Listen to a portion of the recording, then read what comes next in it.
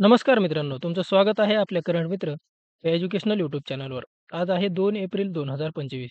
तर आजच्या दिवसाचे जेवढेही टॉप चालू घडामोडीचे प्रश्न बनणार आहेत, ते संपूर्ण आपण या व्हिडिओमध्ये कव्हर करण्याचा प्रयत्न केलेला आहे.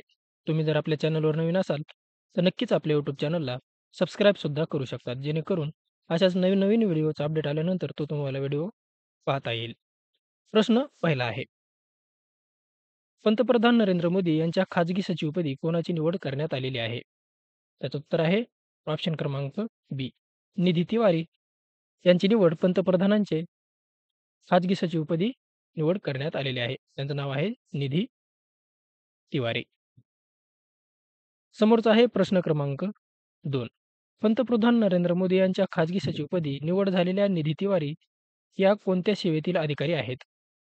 त्याचं उत्तर आहे ऑप्शन क्रमांक डी. IAFS अधिकारी ह्या निधी तिवारी ह्या IAFS अधिकारी आहेत.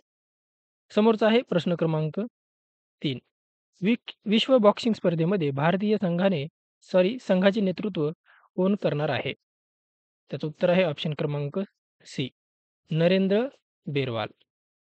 समोरचा आहे प्रश्न क्रमांक 4. विश्व बॉक्सिंग स्पर्धा कोणत्या देशामध्ये होत आहेत?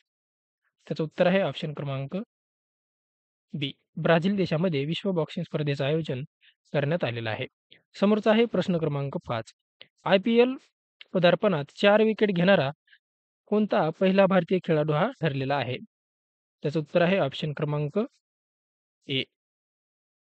अश्विनी कुमार. अश्विनी कुमार हा IPL पदार्पणामध्ये 4 विकेट घेणारा हा पहिला भारतीय खेळाडू ठरलेला आहे. समोरचा आहे प्रश्न क्रमांक 6. पंतप्रधान नरेंद्र मोदी 19 एप्रिल रोजी कोणत्या राज्यामध्ये उभारण्यात आलेल्या जगातील सर्वात उंच रेल्वे पुलाचे उद्घाटन करणार आहेत? त्याचं उत्तर आहे ऑप्शन क्रमांक बी. जम्मू काश्मीर या ठिकाणी नरेंद्र मोदी हे 19 एप्रिल 2025 रोजी जे की जगातील सर्वात उंच रेल्वे पूल असणार आहे, त्याचे उद्घाटन नरेंद्र मोदी यांच्या हस्ते करण्यात येणार आहे. समोरचा आहे प्रश्न क्रमांक 7. चिनाब नदीवर उभारण्यात आलेला जगातील सर्वात उंच रेल्वे पुलाची लांबी किती मीटर आहे? त्याचं उत्तर आहे ऑप्शन क्रमांक डी. 1315 मीटर ह्याची लांबी असणार आहे, जो की चिनाब नदीवर जगातील सर्वात उंच रेल्वे पूल आहे. त्याची लांबी आहे 1315 मीटर. समोरचा आहे प्रश्न क्रमांक 8. रायझिंग स्टार इन AI पुरस्कार कोणाला प्रदान करण्यात आलेला आहे? त्याचं उत्तर आहे ऑप्शन क्रमांक C. Doctor Amey Pangarkar. Rising star in AI पुरस्कार कुणाला मिळालेला आहे? तर अमेय पांगारकर. समोरचा आहे प्रश्न क्रमांक 9. कोणत्या देशामध्ये राष्ट्रपतीकडून काळजीवाहू सरकार स्थापन करण्यात आलेलं आहे?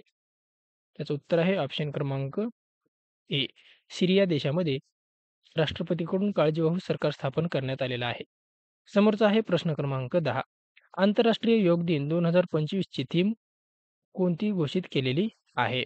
तिचं उत्तर आहे ऑप्शन क्रमांक B. Yoga for one earth one health ही आंतरराष्ट्रीय योग दिन 2025 ची थीम असणार आहे. काय आहे थीमचं नाव? योग for one earth one health. समोरचा आहे प्रश्न क्रमांक 11.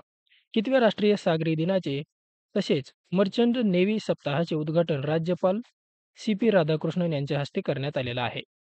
त्याचं उत्तर आहे ऑप्शन क्रमांक सी. 62व्या राष्ट्रीय सागरी दिनाचे तसेच मर्चंट नेव्हीच्या सप्ताहाचे उद्घाटन राज्यपाल CP राधाकृष्णन यांच्या हस्ते करण्यात आलेलं आहे. समोरचा आहे प्रश्न क्रमांक 12. RBIची स्थापना कधी झालेली होती? त्याचं उत्तर आहे ऑप्शन क्रमांक सी. 1 एप्रिल 1935 रोजी RBIची स्थापना करण्यात आलेली आहे. समोरचा आहे प्रश्न क्रमांक 13. आशिया कुस्ती चॅम्पियनशिप 2025 मध्ये भारताने किती सुवर्णपदक जिंकलेले आहेत? त्याचं उत्तर आहे ऑप्शन क्रमांक बी. भारताने 1 सुवर्णपदक मिळवलेलं आहे. समोरचा आहे प्रश्न क्रमांक 14. आशिया कुस्ती चॅम्पियनशिप 2025 मध्ये भारत पदक तालिकेमध्ये कितव्या स्थानावर आलेला आहे? त्याचं उत्तर आहे ऑप्शन क्रमांक डी. भारत हा 8व्या स्थानावर आहे. समोरचा आहे प्रश्न क्रमांक 15. आशिया कुस्ती चॅम्पियनशिप 2025 मध्ये कोणत्या देशाने एकूण 17 पदके मिळवत प्रथम स्थान पटकावलेलं आहे? त्याचं उत्तर आहे ऑप्शन क्रमांक ए. इराण देशाने एकूण 17 पदके मिळवत प्रथम स्थान मिळवलेलं आहे आणि भारताचं त्याच्यामध्ये 8वे स्थान आहे. समोरचा आहे प्रश्न क्रमांक 16. बहुराष्ट्रीय वायुसेना अभ्यास इनलॉकस 25 चे आयोजन कोणत्या देशामध्ये करण्यात आलेलं आहे? त्याचं उत्तर आहे ऑप्शन क्रमांक सी. ग्रीस या देशामध्ये बहुराष्ट्रीय वायुसेना अभ्यासाचं आयोजन करण्यात आलेलं आहे. समोरचा आहे प्रश्न क्रमांक 17. Education and nutrition learn to eat well report कोणाद्वारे जारी करण्यात आलेला आहे? त्याचं उत्तर आहे ऑप्शन क्रमांक बी. युनेस्को या संस्थेमार्फत education and nutrition learn to eat well report हा युनेस्को मार्फत जारी करण्यात आलेला आहे.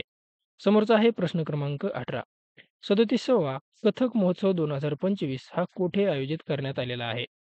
त्याचं उत्तर आहे ऑप्शन क्रमांक डी. नवी दिल्ली या ठिकाणी 37वा कथक महोत्सव 2025चं आयोजन दिल्लीमध्ये करण्यात आलेलं आहे. समोरचा आहे प्रश्न क्रमांक 19. Second global conference on air pollution and हेल्थचे आयोजन कुठे करण्यात आलेलं आहे? त्याचं उत्तर आहे ऑप्शन क्रमांक ए. कोलंबिया देशामध्ये second global conference on air pollution and health याचं आयोजन कोलंबिया या देशामध्ये करण्यात आलेलं आहे. समोरचा आहे प्रश्न क्रमांक 20. राष्ट्रीय पर्यावरण परिषद 2025 चे आयोजन कोणाद्वारे करण्यात आलेलं आहे? त्याचं उत्तर आहे ऑप्शन क्रमांक डी. नॅशनल ग्रीन ट्रिब्युनल्स या संस्थेमार्फत राष्ट्रीय पर्यावरण परिषद 2025चं आयोजन करण्यात आलेलं आहे. तर मित्रांनो, हे होते काय 2 एप्रिल 2025चे महत्त्वाचे चालू घडामोडीचे प्रश्न. जर तुम्ही आपल्या चॅनलवर नवीन असाल, तर नक्कीच आपल्या YouTube चॅनलला सबस्क्राईबसुद्धा करून घेऊ शकतात. जेणेकरून नवीन व्हिडिओचा अपडेट आल्यानंतर तो तुम्हाला व्हिडिओ पाहता येईल.